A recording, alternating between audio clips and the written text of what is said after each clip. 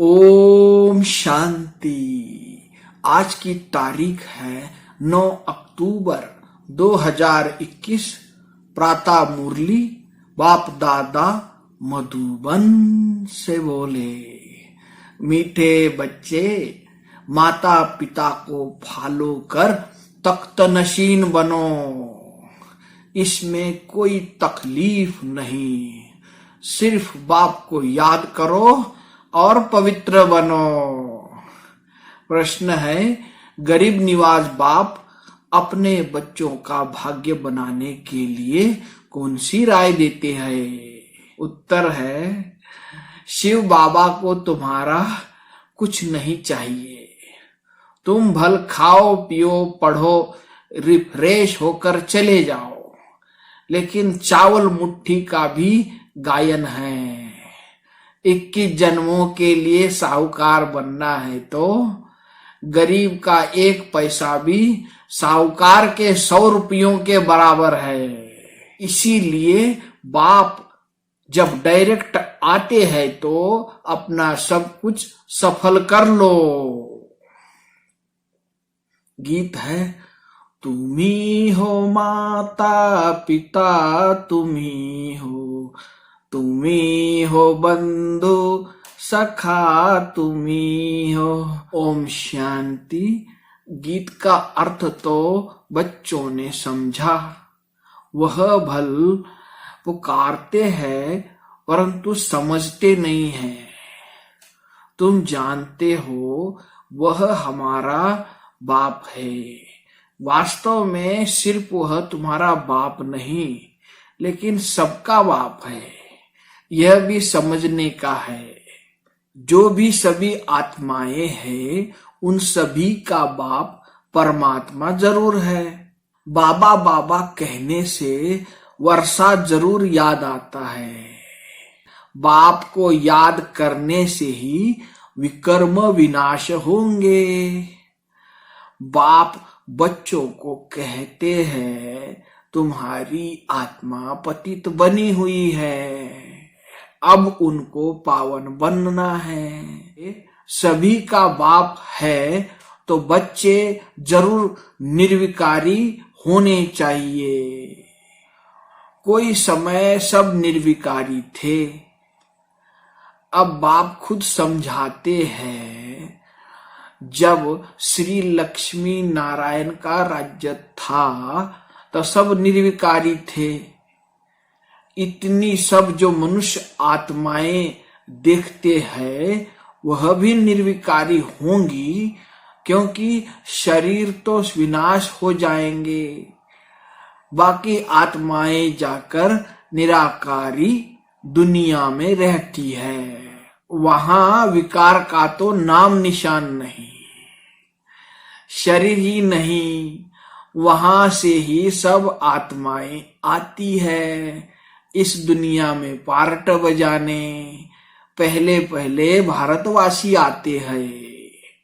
भारत में ही पहले पहले इन लक्ष्मी नारायण का राज्य था, तो और सब धर्म वाले निराकारी दुनिया में थे। इस समय सब साकारी दुनिया में है। अभी बाप तुम बच्चों को निर्विकारी बनाते हैं। बाप कहते हैं, मैं भी बिंदी हूं, तुम भी बिंदी हो। सिर्फ भक्ति मार्ग के लिए मेरा बड़ा रूप बनाकर रखा है, नहीं तो बिंदी की पूजा कैसे करें। उनको कहते भी है शिव बाबा। किसने कहा? अभी तुम कहते हो कि शिव बाबा हमें वर्षा दे रहे हैं। वंडर है ना, 84 का चक्र फिरता रहता है। अनेक बार तुमने वर्षा लिया है और लेते ही रहेंगे। कितनी अच्छी रीति बाप बैठ समझाते हैं।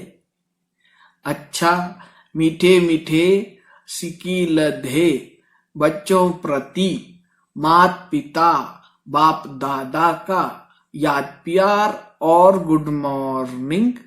रूहानी बाप की रूहानी बच्चों को नमस्ते।